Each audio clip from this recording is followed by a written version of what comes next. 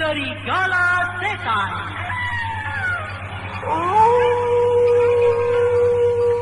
Mempersembahkan berkelana di malam yang gelap, bermandingkan kembali ke taman. Melakukan hidup setan, gelap serigala setan. Siapapun yang terlibat pembunuhan atas suamiku, mereka tak akan pernah tentram dalam hidupnya. Kalian akan terus mengalami ketakutan manakala mendengar rolongan serigala setan. Serigala Setan.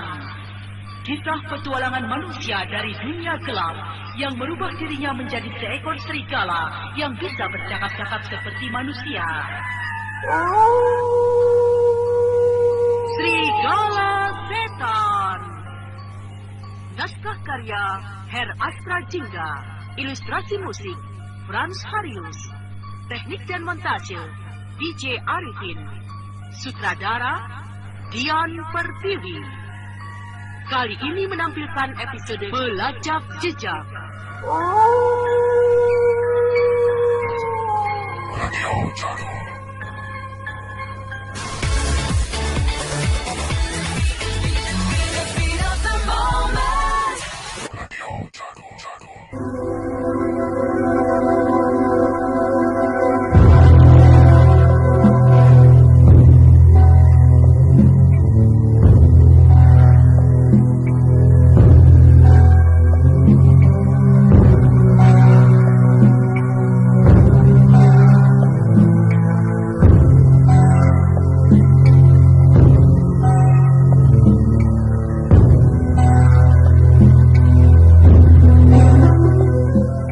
Ketika siluman padas gempal menjalankan perintah dari Narasinga, maka siluman padas gempal segera ambil ke dalam aliran sungai Semit. Dalam sekejap saja, siluman padas gempal itu lenyap bagaikan kilat, melacak tergulungnya Nandani yang terbawa arus. Namun setelah lama melacak, siluman padas gempal merasa sia-sia tidak mendapatkannya. Ia segera muncul dari luapan sungai banjir itu.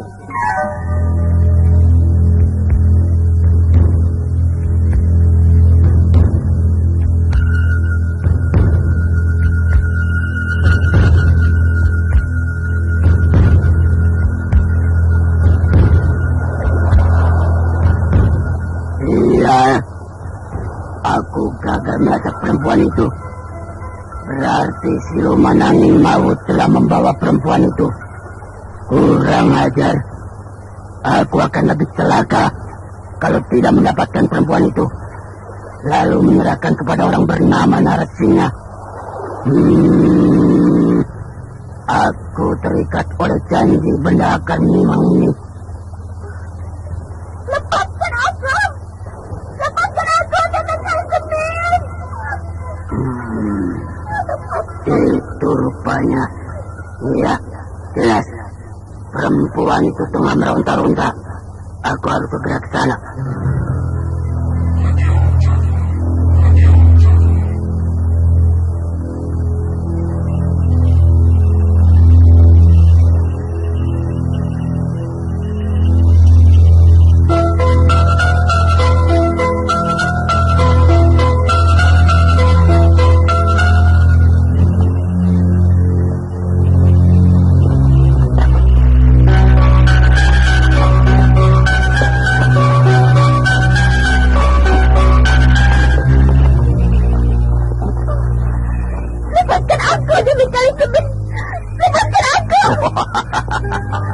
Aku tidak akan melepaskan kau manusia. Kau harus ikut aku. Hei, siluman angin maut. Bebaskan manusia itu. Bebaskan Nandani. Siluman padas gempal. Rupanya kau sudah berbalik ke otakmu, ha? Mengapa kau ucapkan kata-kata seperti itu, ha? Kau lepaskan manusia itu. Kalau tidak, kau sendiri yang akan kubuat celaka. Siluman padas gempal. Apa yang membuat pikiranmu berubah seperti itu, ha? lupakan akan pekerjaan kita. Kita akan mendapat murka dari ketua Barong Cengkang. Barat, lepaskan kataku. Kalau tidak, justru aku yang akan mendapat petaka. Tubuhku akan mengalami bencana. Aku tidak akan melepaskan manusia ini. Ku hajar kau siluman angin maut.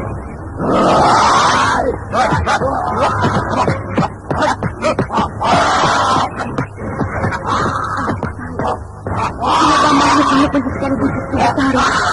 Apa yang terjadi dengan mereka? Rupanya mereka adalah siluman yang salah paham. Lalu di manakah Narasena? Jangan-jangan dia hanyut dalam aliran luapan kali bangku. Tidak, aku harus meninggalkan dua siluman yang berdekat ini.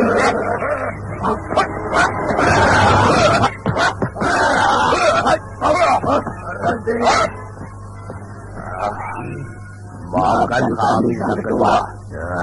Maafkan. Apa yang kalian kerjakan, Mengapa justru kalian berkelahi sendiri? Ketua, karena siluman padas gempa membantu manusia yang selama ini jadi buronan Sang Ketua. Membantu bagaimana? Apa maksudmu, siluman padas gempa? Ampun Sang Ketua, karena apa? Karena apa? Maaf Sang Ketua, karena laki-laki bernama Narasinga bukanlah manusia sembarangan. Dia telah menancapkan akar limang di telapak tanganku. Kurang ajar. Berani sekali manusia itu. Dari mana dia mengetahui rahasia para siluman Gunung Kidul? Maka dari itulah aku dipaksa untuk menyelamatkan Nandani. Kekuatan inti daya memang semakin lama semakin menyengat. Tahanlah. Akan aku cabut akar mimang itu. Tahanlah.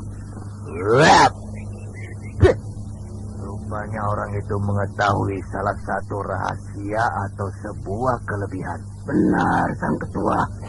Katanya dia adalah keturunan Haji Saka. Dia juga mempunyai darah manusia kalang. Kurang ajar. Kalau begitu, kemana perempuan itu? Dan di mana laki-laki bernama Narasinga itu? Nandani telah melarikan diri ke arah utara. Dan Narasinga? Dia masih menunggu di tepi kali Semin, dekat Batu Kelir. Kalau demikian berarti mereka akan saling mencari. Ayo, kita lacak mereka.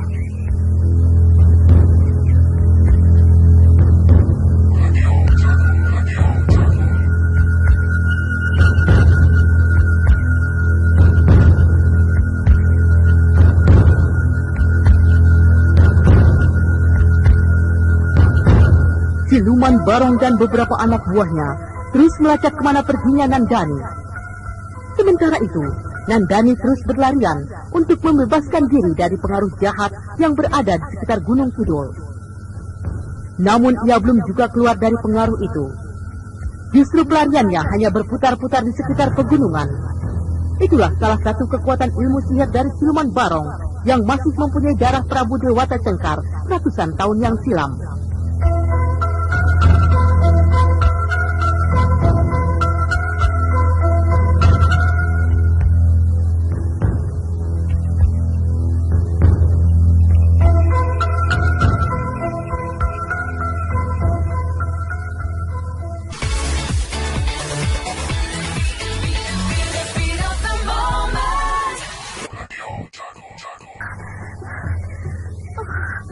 Aneh sekali. Mengapa aku seperti orang bingung? Mengapa aku hanya berputar-putar di tempat ini? Padahal aku telah berlari kencangnya menuju satu arah. Rupanya pengaruh jahat masih memburuku.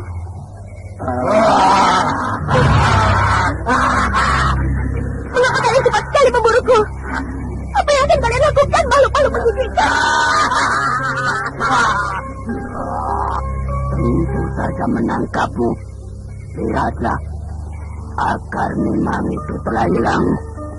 Maka aku tidak akan membantumu lagi. Melainkan aku dan kawanku akan meringkusmu. Kau tidak akan mungkin bisa lepas dari pegurungan kidul. Kurang ajar. Kalian memang siluman-siluman keparat. Kuharap kalian jangan memperdaya aku. Pergi! Jangan menghalang-halangi perjalananku. Wong Ayu, bagaimana mungkin aku memberimu jalan kebebasan? Ketahuilah, barang siapa yang masuk dalam wilayah Gunung Kidul adalah hak kami. Hak para siluman keturunan Dewata Cengkar. Mana dia? Kau diam saja. Dan kau tergolong. Kau adalah manusia perempuan yang berparas cantik. Maka sang ketua sangat kehilangan bila kau lepas dari wilayah ini. Rupanya kalian mempunyai pimpinan. Baiklah, barangkali kalian mengetahui di mana suamiku berada. Suamimu yang mana? Kau itu tidak perlu mempunyai suami. Kau hanya pantas jadi kelanganan sang ketua. Kalian benar-benar siluman yang ingin kuhajar. Ayo, bertobatlah sebelum segalanya berakhir. Kalian benar-benar akan kubuat dalam kabut. Rasakan ini.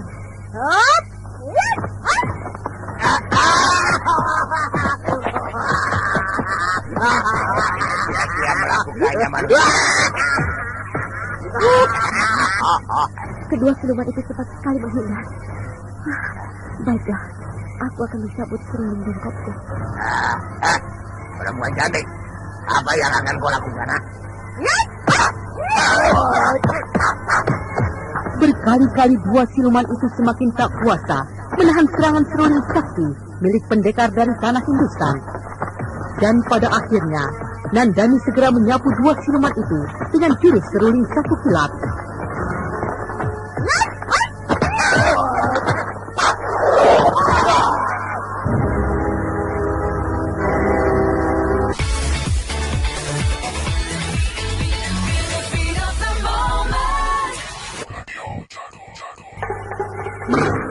Dua siluman itu pingsan ketika aku sapu seruling. Mereka masih kelasaran di atas semak belukar. Mengapa cahaya itu datang lagi?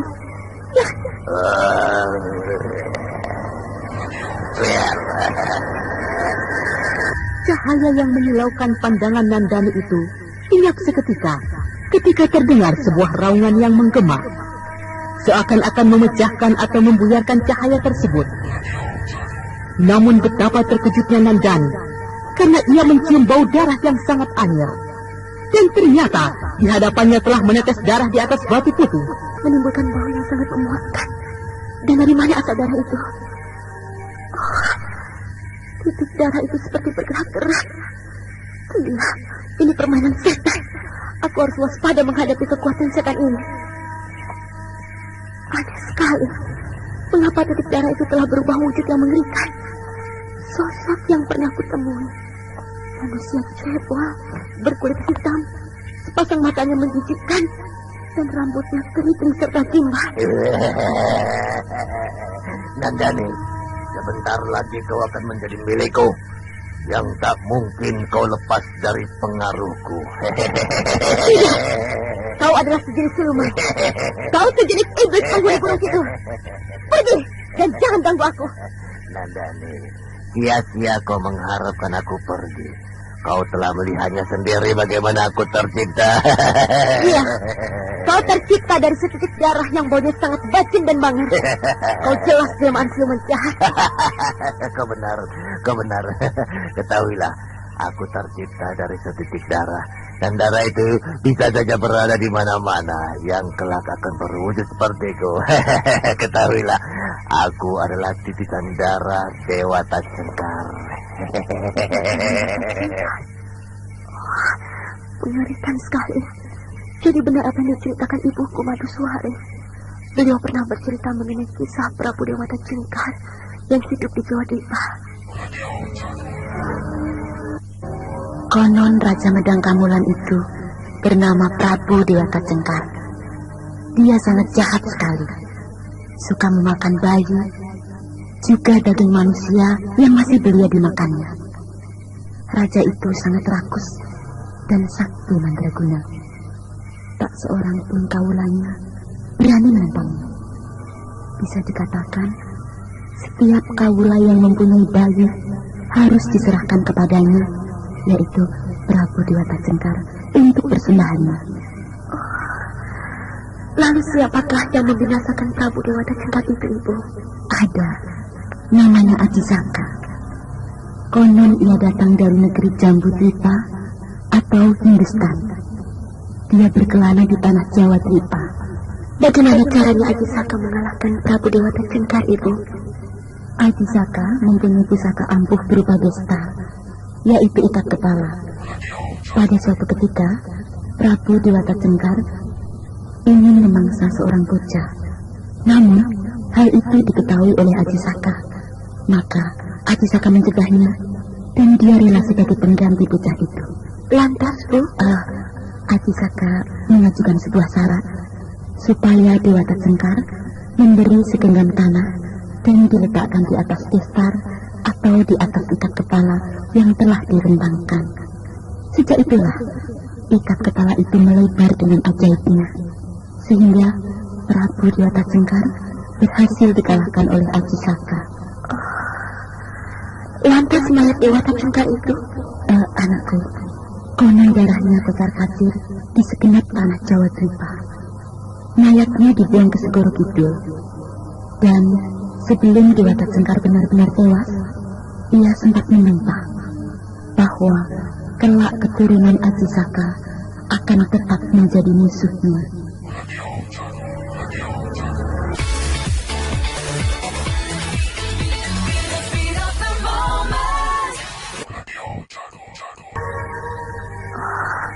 Benar, barangkali benar akan cerita Ibu Mandaswari. Inilah makhluk titisan darah Prabu Dewata Cengkar. Mengapa kau melamun begitu lama? Ayo ikut aku, ayo ikut. Tidak, aku akan membinasakanmu kalau kau berani menyentuhku. Jangan begitu, Wong Ayu. Apakah kau tidak takut dengan sahabat-sahabatku? Lihatlah mereka. Mereka adalah saudara kembarku. Lihatlah.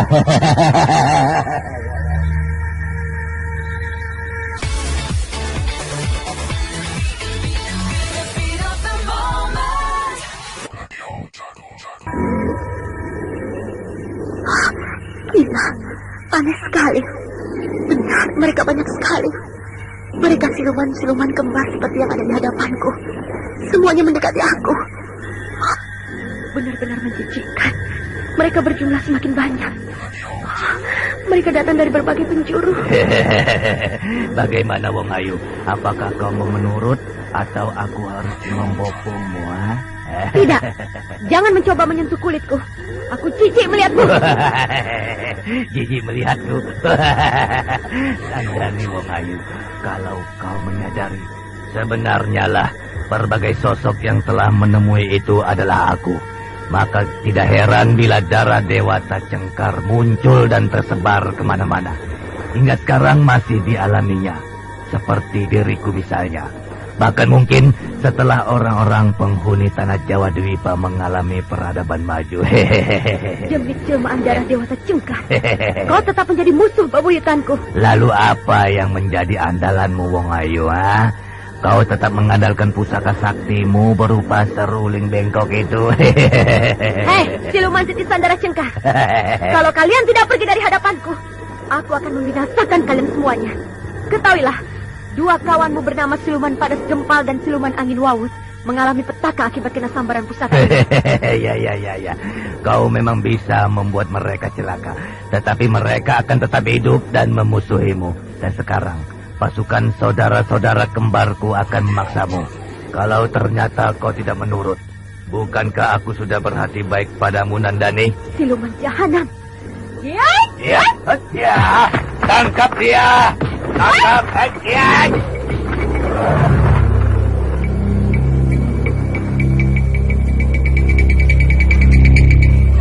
Sebenarnya lah, siluman yang berjumlah dari 25 itu bukanlah perwujudan siluman barong sebenarnya. Namun hanya tercipta dari darah siluman barong yang sebelumnya telah melukai bagian tubuhnya agar mengeluarkan darah. Dan darah itu telah menetes di atas batu. Maka terciptalah perwujudan siluman Barong. Kini pasukan siluman Barong kembar telah lenyap saat diserang dengan pusaka seruling sakti.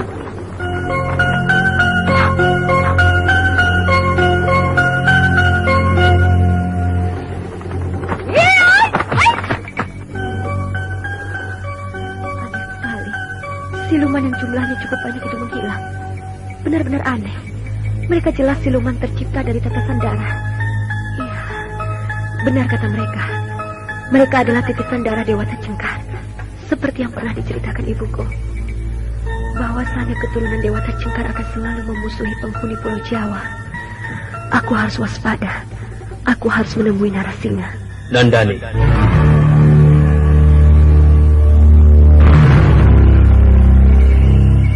Nandani, mengapa kau seperti itu? Menganggapku seperti orang yang mencurigaiku? Dari sebuah pengalaman, kejadian yang sering terjadi, akhirnya aku harus lebih waspada dan hati-hati menghadapi orang lain. Sekalipun kau adalah Narasingha. Jadi kau tidak menganggapku bahwa aku adalah Narasingha sahabatmu? Ya, barangkali aku sedang berhadapan dengan siluman penguasa Gunung Kidul, yang katanya adalah titisan darah Prabu Dewata Cengkar, yang hidup ratusan tahun yang silam. Nandani, mengapa kau mempercayai dongeng bohong itu? Itu tidak benar. Ketahuilah, aku adalah Narasingha. Narasingha, dalam suasana dan keadaan seperti ini, aku harus waspada terhadap kawan ataupun lawan. Aku tahu, penguasa Gunung Kidul memang mempunyai berbagai kesaktian serta ilmu sihir tataran tinggi. Dan baru saja aku telah berhadapan dengan pasukan siluman kembar bertubuh pendek, berkulit hitam, serta berambut keriting gimbal. Iya, tapi percayalah, bahwa aku tetaplah Narasingha, sahabatmu. Akan kubuktikan setelah muncul matahari di jagat timur, kalau kau benar-benar Narasingha.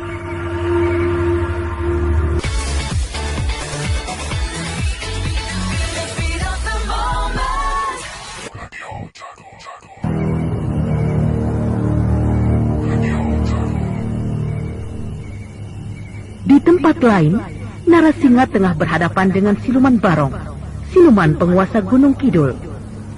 Rupanya siluman Barong benar-benar meyakini bahwa yang dihadapi adalah manusia kalang, titisan Aji Saka dari Jambu Dwipa. Keberadaanku di sini menunggu datangnya siluman padas gempal. Tetapi yang muncul justru siluman lain. Hei Narasingha, manusia kalang yang datang dari Hindustan. Hei, kau sudah tahu namaku, dan kau sudah tahu tentang keberadaanku. Bukan saja mengetahui nama serta keberadaan ragamu, tetapi aku tahu bahwa kau merupakan titisan Aji Saka dari Jambu Dwipa. Kurang ajar.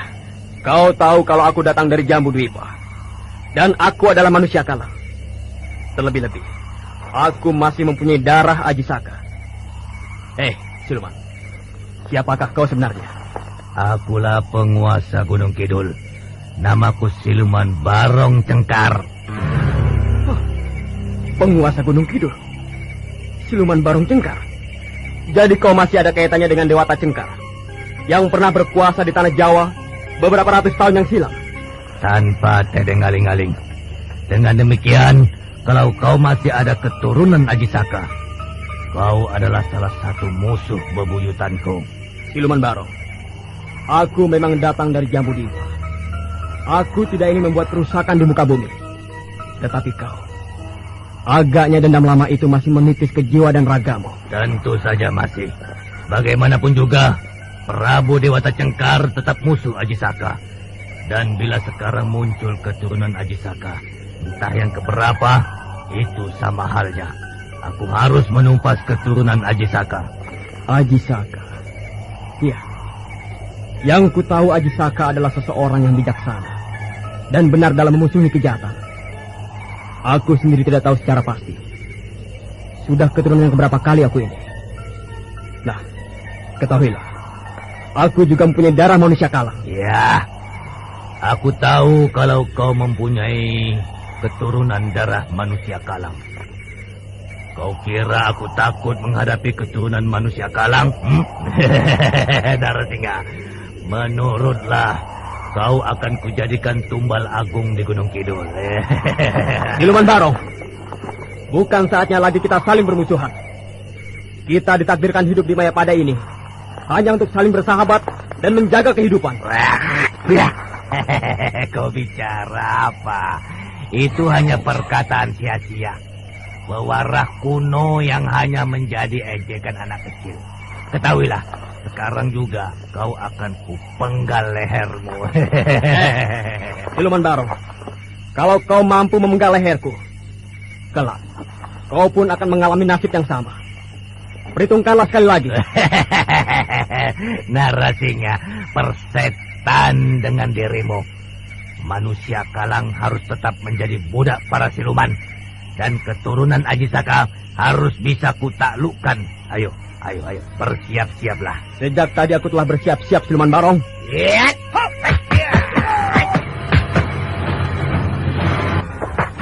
Pertarungan antara Narasinga dengan Siluman Barong berlangsung dengan serunya. Sementara itu, saat Nandani berhadapan dengan Narasinga, jelmaan titisan darah Cengkar semakin lama semakin pudar. Ketika bayangan samar-samar itu semakin menghilang, terdengar sebuah raungan yang teramat kuat.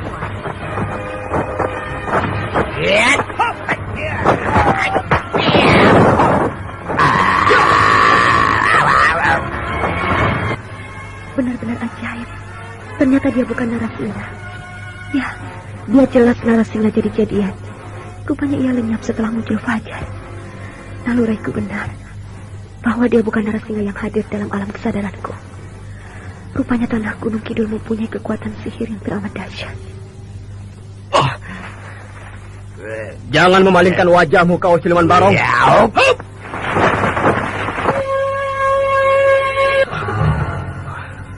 Sial, siluman itu minggat.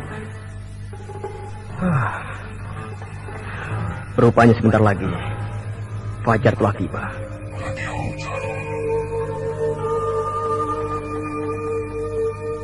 Sang fajar telah mengakhiri malam. Nandani sendiri segera mencari Narasinga dalam luapan banjir Kali Semin. Namun harapan itu putus. Masihkah Narasinga hidup? Dan ternyata Nandani mendengar seseorang memanggil namanya dari kejauhan. Nandani, kau selamat. Justru aku mengkhawatirkan keselamatanmu. Dewata yang agung masih memberikan hidup kepada kita. Bagaimana? Apakah Siluman Padas Gempal menolongmu? Aku sendiri tidak tahu. Saat aku disekap salah satu siluman Gunung Kidul, tiba-tiba saja siluman berkepala keroak berselisih paham dengan siluman yang satunya. Aku tidak tahu mengapa siluman berkepala keroak itu memusuhi kawannya. Ia membelaku. Tentu saja. Karena Siluman Padas Gempal berhasil kulukai dengan ujung akar mimang. Salah satunya agar ia kembali baik. Ia harus menyelamatkan dirimu.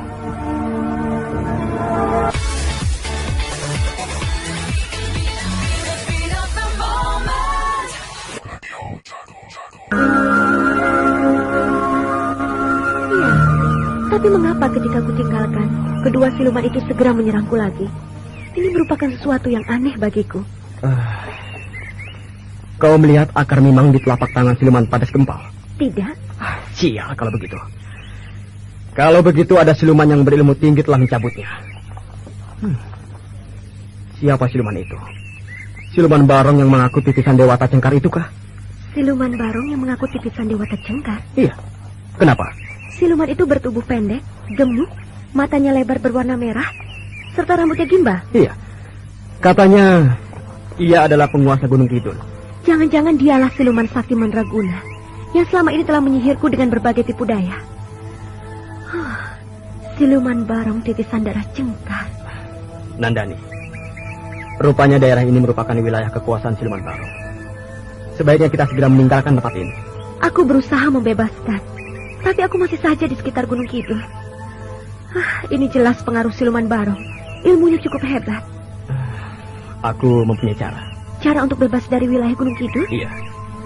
Nah, mumpung suasananya masih pagi, kita harus meninggalkan wilayah kekuasaan Siluman Barong. Caranya? Kau kugandeng. Tetapi aku harus menggandengmu. Gila. Sudah gila kau Narasinga. Bagaimana mungkin itu kau lakukan? Sungguh tidak sopan. Iya. Memang tidak sopan. Tetapi demi keselamatan bersama, itu harus kulakukan. Sebab para siluman tidak berani menggangguku karena aku keturunan manusia Kalang. Narasingha, mengapa kau harus menggandeng tanganku? Kalau tidak, kau akan tetap menjadi sasaran para siluman itu. Nah, bukankah kau tidak kasihan dengan nasib suamimu yang katanya berada dalam pasungan?